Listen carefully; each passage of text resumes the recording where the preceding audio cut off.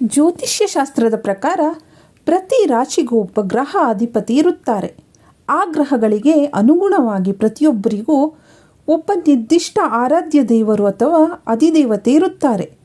ರಾಶಿಚಕ್ರದ 12 ರಾಶಿಗಳು ಮತ್ತು ಅವುಗಳ ಅಧಿಪತಿಗಳು ಹಾಗೂ ಪೂಜಿಸಬೇಕಾದ ಮುಖ್ಯ ದೇವರುಗಳ ವಿವರ ಹೇಳ್ತೀನಿ ಬನ್ನಿ. ಮೇಷರಾಶಿಯ ಜನರು ಆಂಜನೇಯ ಸ್ವಾಮಿಯೊಂದಿಗೆ ಮತ್ತು ದುರ್ಗಾದೇವಿಯೊಂದಿಗೆ ಹೊಂದಿಕೆಯಾಗುತ್ತದೆ. ಆಂಜನೇಯ ಮತ್ತು ದುರ್ಗಾದೇವಿಯು ನಮಗೆ ಶಕ್ತಿ ಮತ್ತು ಧೈರ್ಯವನ್ನು ಕರುಣಿಸುತ್ತಾರೆ. ವೃಷಭ ರಾಶಿ. ಲಕ್ಷ್ಮೀ ದೇವಿಯು ವೃಷಭ ರಾಶಿಯೊಂದಿಗೆ ಹೊಂದಾಣಿಕೆಯಾಗುತ್ತಾಳೆ. ಧನ ಸಂಪತ್ತಿನ ಅಧಿದೇವತೆಯಾದ ಲಕ್ಷ್ಮಿಯು ವೃಷಭ ರಾಶಿಯ ಜನರಿಗೆ ಭೌತಿಕ ಯಶಸ್ಸು ಮತ್ತು ಆಂತರಿಕ ತೃಪ್ತಿಯನ್ನು ಕರುಣಿಸುತ್ತಾಳೆ. ಮಿಥುನ ರಾಶಿ. ಸರಸ್ವತಿ ದೇವಿಯು ಮಿಥುನ ರಾಶಿಯೊಂದಿಗೆ ಹೊಂದಾಣಿಕೆಯಾಗುತ್ತಾಳೆ. ವಿದ್ಯಾದೇವತೆಯಾದ ಸರಸ್ವತಿಯು ಮಿಥುನ ರಾಶಿಯ ಜನರಿಗೆ ಬುದ್ಧಿವಂತಿಕೆಯನ್ನು ಜ್ಞಾನವನ್ನು ಕರುಣಿಸುತ್ತಾಳೆ. ಕರ್ಕಾಟಕ ರಾಶಿ. ಶಿವ ಮತ್ತು ಪಾರ್ವತಿ ದೇವಿಯು ಕರ್ಕಾಟಕ ರಾಶಿಯೊಂದಿಗೆ ಹೊಂದಾಣಿಕೆಯನ್ನು ಇಟ್ಟುಕೊಂಡಿದ್ದಾರೆ. ಶಿವ ಮತ್ತು ಪಾರ್ವತಿ ದೇವಿಯು ಕುಟುಂಬ ಮತ್ತು ಭದ್ರತೆಯನ್ನು ನೀಡುತ್ತಾರೆ. ಸಿಂಹರಾಶಿ. ಸೂರ್ಯ ಮತ್ತು ವಿಷ್ಣುದೇವನು ಸಿಂಹ ರಾಶಿಯೊಂದಿಗೆ ಹೊಂದಾಣಿಕೆಯನ್ನು ಹೊಂದಿದ್ದಾರೆ.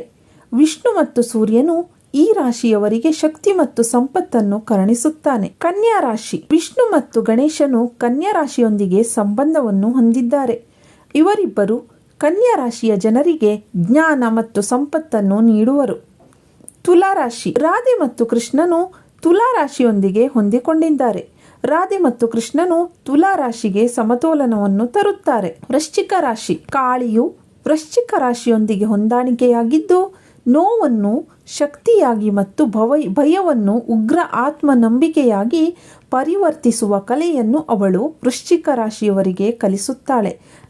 ಭಗವಾನ್ ದತ್ತಾತ್ರೇಯ ಮತ್ತು ವಿಷ್ಣುವಿನೊಂದಿಗೆ ಧನುರಾಶಿಯು ಹೊಂದಾಣಿಕೆ ಇದೆ.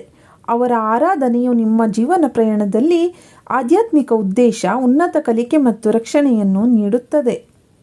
ಮಕರ ರಾಶಿ. ಶನಿ ಮತ್ತು ಭೈರವನ ಮಾರ್ಗದರ್ಶನವು ಇವರಿಗೆ ಇರುತ್ತದೆ.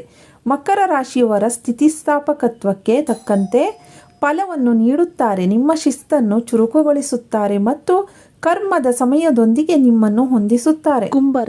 ಕುಂಭರಾಶಿಯು ಶಿವನ ಧ್ಯಾನಸ್ಥ ರೂಪದೊಂದಿಗೆ ಹೊಂದಾಣಿಕೆಯನ್ನು ಇಟ್ಟುಕೊಂಡಿದೆ. ಇದರಿಂದಾಗಿ ಅವರು ನಿರ್ಲಿಪ್ತ ಬುದ್ಧಿವಂತಿಕೆಯನ್ನು ಮತ್ತು ಅಂತಃಪ್ರಜ್ಞೆಯನ್ನು ಹೆಚ್ಚಿಸುತ್ತದೆ. ಮೀನರಾಶಿ. ವಿಷ್ಣು ಮತ್ತು ದುರ್ಗಾದೇವಿಯು ಮೀನರಾಶಿಯೊಂದಿಗೆ ಹೊಂದಿಕೊಂಡಿದ್ದಾರೆ. ಅವರು ಮೀನರಾಶಿಯವರಿಗೆ ಶಕ್ತಿ, ಭಾವನಾತ್ಮಕ ಸ್ಪಷ್ಟತೆ, ರಕ್ಷಣೆಯ ಪಾಠವನ್ನು ಕಲಿಸುತ್ತಾರೆ. Thank you for watching friends.